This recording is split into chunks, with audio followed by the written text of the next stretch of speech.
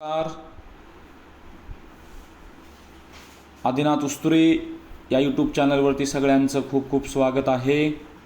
तर आज आपण 5वी नवोदय परिसर अभ्यास या विषयामधील राजधान्या, राष्ट्रीय प्रतीके, सण, ऋतू यावर आधारित आपण महत्त्वपूर्ण असे 30 प्रश्न या ठिकाणी पाहणार आहोत.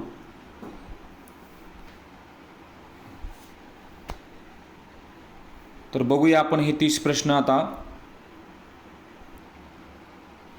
प्रश्न पहिला, भारताची राजधानी कोणती आहे? म्हणजे आपला जो भारत देश आहे या भारत देशाची राजधानी. आता हे जे चित्र तुम्हाला या ठिकाणी दिसत आहे हे चित्र नेमकं कशाचं आहे हे तुम्ही कमेंट करून नक्की तुम्ही सांगायचं आहे. तर आपल्या भारत देशाची राजधानी मुंबई आहे का? नाही, ही महाराष्ट्राची आर्थिक राजधानी आहे. बरोबर आहे. तर या ठिकाणी भारत देशाची राजधानी काय आहे? नवी दिल्ली. बरोबर आहे. राजकीय आणि प्रशासकीय केंद्र आहे आणि ही भारताची राजधानी सुद्धा आहे, नवी दिल्ली या ठिकाणी. पुढचा प्रश्न, महाराष्ट्राची राजधानी कोणती? नागपूर, पुणे, मुंबई, नाशिक. आता महाराष्ट्राची राजधानी तुम्हाला माहितीच असेल. तर महाराष्ट्राची राजधानी आणि हे सुद्धा चित्र, हे जे चित्र आहे महाराष्ट्रामध्ये आहे. हे चित्र कशाचं आहे? आणि या ठिकाणी आणि हे जे चित्र आहे हे चित्र दिल्लीमध्ये आहे. हे चित्र कशाचं आहे? हे दोन्ही चित्राची कमेंट तुम्ही नक्की मला करून सांगायची आहे या ठिकाणी. ओके. तर महाराष्ट्राची राजधानी कोणती आहे? मुंबई. मुंबई हे महाराष्ट्राची काय आहे?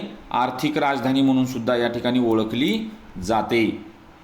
तिसरा प्रश्न या ठिकाणी बघा, केरळ राज्याची राजधानी कोणती? तर केरळ राज्याची राजधानी, केरळ म्हटल्यानंतर जसं कोकण आहे तसं त्याच पद्धतीनं केरळ यामध्ये केरळ राज्याची राजधानी आहे. पर्याय या ठिकाणी बघू शकता, बंगळुरू म्हणजे बेंगलोर, तिरुअनंतपुरम, चेन्नई, हैदराबाद. तर केरळ राज्याची जी राजधानी आहे ते म्हणजे तिरुअनंतपुरम. हे या प्रश्नाचं काय आहे? उत्तर आहे या ठिकाणी. पुढचा प्रश्न, चौथा प्रश्न या ठिकाणी बघा, बिहार राज्याची राजधानी.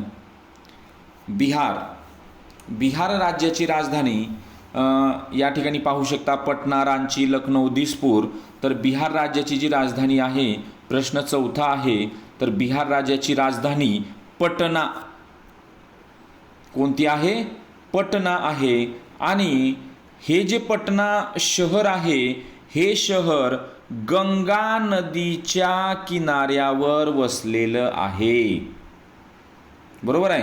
बिहार राज्याची राजधानी. आणि तुम्ही आता एक सांगितलं बघा, केरळची राजधानी तिरुअनंतपुरम आहे. बरोबर आहे. केरळची राजधानी या ठिकाणी. तर याचं अजून एक नाव आहे त्रिवेंद्रम. लक्षात ठेवा,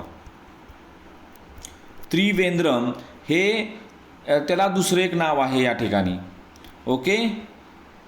चला पुढचा प्रश्न या ठिकाणी बघा, पाचवा प्रश्न, आसाम राज्याची राजधानी. आसाम राज्याची राजधानी शिलाँग, इम्फाळ, दिसपूर, आगरतळा. थोडंसं प्रिंट मिस्टेक आहे, थोडंसं मी जे सांगतो ना त्याच्याकडे फक्त लक्ष द्या. तर आसाम राज्याची जी राजधानी आहे तर ती आहे म्हणजे दिसपूर. कोणती? दिसपूर. ही राजधानी गुवाहाटीजवळ असलेलं दिसपूर हे आसामची राजधानी आहे. ओके. पुढचा प्रश्न सहावा, तामिळनाडूची राजधानी. आता हे बघा, हे मंदिर तामिळनाडूमध्ये अशी मंदिरं तुम्हाला या ठिकाणी दिसतील. बरोबर आहे. आणि वैशिष्ट्य काय आहे बघा तामिळनाडूचं पण. तर या ठिकाणी तामिळनाडूचं जे इथं त्या ठिकाणी पाहू शकता, रामेश्वरम हे खूप सुंदर असं त्या ठिकाणी मंदिर आहे. बरोबर आहे. परंतु तामिळनाडूची जी राजधानी आहे ती राजधानी बघा, मदुराई, चेन्नई, कोइंबतूर आणि रामेश्वरम. तर तामिळनाडूची जी राजधानी आहे ती राजधानी आहे काय? चेन्नई. काय? चेन्नई. आणि या चेन्नईचं पूर्वीचं नाव होतं मद्रास. काय होतं? पूर्वीचं नाव होतं मद्रास या ठिकाणी. पुढे सातवा प्रश्न, कर्नाटक राज्याची राजधानी. कर्नाटक. आता कर्नाटक राज्याची जी राजधानी आहे ते म्हणजे म्हैसूर आहे का, बेंगलोर, मंगळुरू, हुबळी नाही, तर या ठिकाणी बंगळुरू म्हणजे बेंगलोर हे कर्नाटक राज्याची राजधानी आहे. आणि माहिती तंत्रज्ञान केंद्र म्हणून सुद्धा हे बेंगलोर ओळखलं जातं. कर्नाटक राज्याची राजधानी जी आहे त्या ठिकाणी ओळखलं जातं. 8वा प्रश्न, तेलंगणा राज्याची निर्मिती कधी झाली आणि त्यांची राजधानी कोणती? आता तेलंगणा राज्याची निर्मिती कधी झाली बघा, आणि त्याची राजधानी कोणती या ठिकाणी?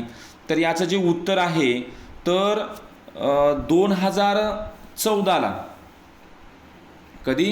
2000 या ठिकाणी 14ला आंध्र प्रदेशपासून वेगळं झालेलं आहे. हे आंध्र प्रदेशपासून वेगळं होऊन तेलंगणा राज्य बनलेलं आहे आणि ज्याची राजधानी काय आहे? हैदराबाद. ओके, कशापासून वेगळं झालेलं आहे? आंध्र प्रदेशपासून. आणि हे चित्र तुम्हाला माहीतच असेल, हे चित्र हैदराबादमधलं ठिकाण आहे. मी मुद्दामून तुम्हाला असं सांगत आहे की त्याची कमेंट करा की नेमकं हे चित्र कशाचं आहे. ओके, पुढचा प्रश्न, गोव्याची राजधानी. आता गोव्याची राजधानी कोणती असा या ठिकाणी प्रश्न आहे. तर गोव्याची राजधानी आहे पणजी. ही गोव्याची राजधानी आहे. आणि मांडवा नदीच्या काठी, कोणत्या नदीच्या काठी? मांडवा नदीच्या काठी वसलेलं पणजी हे गोवा राज्याची राजधानी आहे या ठिकाणी. उत्तर प्रदेशची राजधानी कोणती? पुढचा प्रश्न, उत्तर प्रदेशची राजधानी आहे लखनौ. उत्तर प्रदेशची राजधानी आहे लखनौ या ठिकाणी. आता उत्तर प्रदेश यामध्ये भरपूर काही ठिकाणं आहेत, आपण त्याविषयी नंतर बोलूया. परंतु उत्तर प्रदेशची राजधानी आहे कोणती? लखनौ. ही गोमती नदीच्या काठावर वसलेलं आहे. लखनौ जे शहर आहे हे गोमती नदीच्या काठावर वसलेलं आहे या ठिकाणी. भारताचा राष्ट्रीय पक्षी कोणता? कोणता आहे? चित्र पाहिल्यानंतर आपल्याला कळेल भारताचा राष्ट्रीय पक्षी कोणता आहे. मोर. ओके, पुढचा प्रश्न 12वा, भारताचा राष्ट्रीय प्राणी कोणता? सिंह का वाघ? आता हत्ती आणि घोडा आपल्याला, सिंह आणि वाघ यामध्ये मुलं कन्फ्यूज होतात. परंतु भारताचा राष्ट्रीय प्राणी आहे पट्टा असलेला रॉयल बंगाल टायगर, पट्टेदार. बघा या तुम्हाला या ठिकाणी दिसत आहे. बरोबर आहे. म्हणजे या ठिकाणी या प्रश्नाचं उत्तर आहे बंगाल टायगर. टायगर म्हणजे वाघ. बरोबर आहे. सिंह काय आहे? जंगलाचा राजा सिंह म्हणतात, जंगलाचा राजा. ओके, पुढचा प्रश्न, भारताचं राष्ट्रीय फूल कोणतं? भारताचं राष्ट्रीय फूल आहे कमळ. चिखलात उगवणारं कमळ. बरोबर आहे. हे आपल्या भारतीय संस्कृतीचं सुद्धा प्रतीक आहे. भारताचे राष्ट्रीय फळ, फळाचा राजा कुणाला म्हटलं जातं? फळाचा राजा हा आंब्याला म्हटलं जातं, आंबा. राष्ट्रीय ध्वजामध्ये आपला जो तिरंगा आहे, या तिरंगी ध्वजामध्ये वरती कोणत्या रंगाचा पट्टा असतो या ठिकाणी? बरोबर आहे. तर सगळ्यात वरी या ठिकाणी तुमच्या समोरच तिरंगा आहे आणि सर्वात वरी जो आहे केसरी, हा त्याग आणि शौर्याचं प्रतीक असलेलं केसरी रंगाचा पट्टा हा सगळ्यात वरच्या भागामध्ये असतो. दिव्याचा सण म्हणून कोणता सण ओळखला जातो? दिवाळी. बरोबर आहे. दिव्याचा सण म्हणून दिवाळी, प्रकाशाचा सण सुद्धा म्हणून ओळखलं जातं. रंगाचा सण धुलिवंदन, होळी. बरोबर आहे. धुलिवंदन, होळी हा रंगाचा सण म्हणून सुद्धा ओळखलं जातं या ठिकाणी. केरळमधील प्रसिद्ध सण कोणता आहे की ज्यामध्ये नौकादौड म्हणजे बोट रेस या स्पर्धा घेतल्या जातात? की असा प्रसिद्ध सण कोणता केरळमधला? तर ओणम. बरोबर आहे. ओणम हा केरळचा सण असून त्याला वल्लकली असं म्हणतो. वल्लकली म्हणजे नौकादौड हे त्यांचे प्रमुख आकर्षण आहे. ओके, लक्षात ठेवा. आसाम राज्यात कोणता सण साजरा केला जातो? तर आसाम राज्यामध्ये बिहू. आसाम राज्यामध्ये बिहू हा सण हा आसाममधील शेतीशी संबंधित आहे. लक्षात ठेवा, शेतीशी संबंधित आहे, शेतीशी. पुढचा प्रश्न 20वा. तामिळनाडूमध्ये पीक कापणीच्या वेळी सण साजरा करतात. कोणता सण साजरा करतात तामिळनाडूमध्ये पीक कापणीच्या वेळी? बघा, तामिळनाडूमध्ये सूर्यदेवतेला अर्पण केला जाणारा, सूर्यदेवतेला पीक कापणीच्या वेळी सूर्यदेवतेला अर्पण केला जाणारा हा सण आहे तो म्हणजे पोंगल. हा सण त्या ठिकाणी तामिळनाडूमध्ये साजरा केला जातो. भारतामध्ये प्रामुख्याने किती मुख्य ऋतू मानले जातात? आता या ठिकाणी बघा, आता ऋतू म्हटल्यानंतर 3 मुख्य ऋतू आहेत, हिवाळा, उन्हाळा, पावसाळा. बरोबर आहे. परंतु ते 6 ऋतू पण आहेत बघा. त्या ठिकाणी हेमंत, शिशिर, मार्गशीर्ष. ओके, ते वेगवेगळे असे 6 ऋतू आहेत. त्या 6 ऋतूची पण नावं तुम्हाला सांगेन मी. म्हणजे या ठिकाणी 3 ऋतू या प्रश्नाचं उत्तर घेऊया.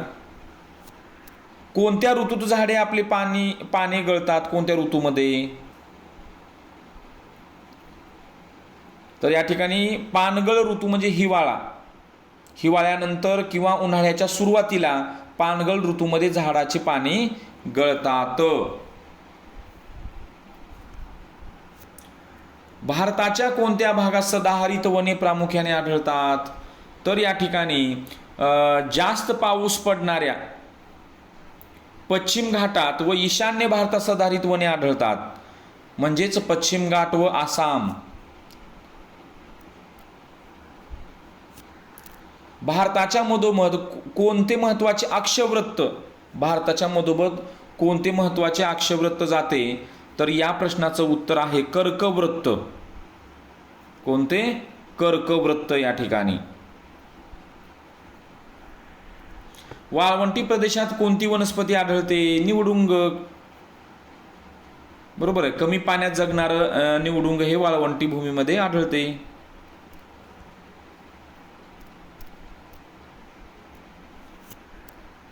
काश्मीरमधील लोकांचा पारंपरिक पोशाख कोणता आहे?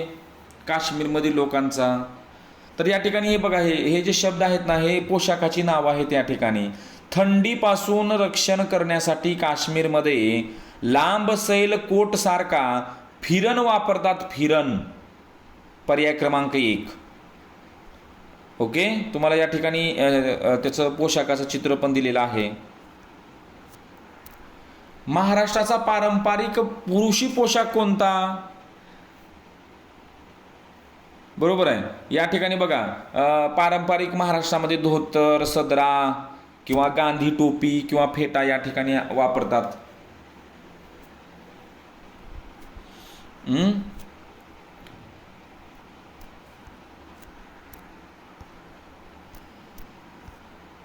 भारताचा राष्ट्रीय खेळ हॉकी मानला जातो. भारताचा राष्ट्रीय खेळ का मानला जातो?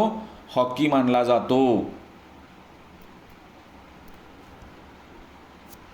आपल्या राष्ट्रीय ध्वजामध्ये किती आर्या आहेत? या ठिकाणी थोडंसं प्रिंट मिस्टेक आहे.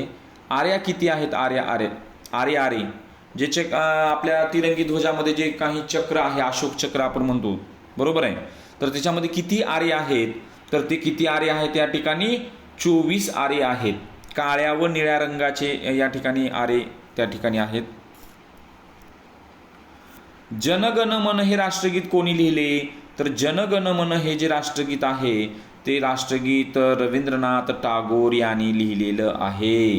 तर अशा प्रकारचे महत्त्वपूर्ण असे 30 प्रश्न या ठिकाणी आपण पाहिलेला आहे. तर अशाच प्रकारचे प्रश्न पाहण्यासाठी आपल्या चॅनलला लाईक करा, सबस्क्राईब करा आणि तुमच्या मित्रमैत्रिणींना आपल्या व्हिडिओची लिंक शेअर करा. धन्यवाद. काल आपण कोणत्या संख्या, त्रिकोणी संख्येचा एक व्हिडिओ आपण त्या ठिकाणी घेतलेला आहे. गणिताचे सुद्धा व्हिडिओ, बुद्धिमत्तेचे व्हिडिओ या ठिकाणी मी घेणार आहे. ठीक आहे. धन्यवाद.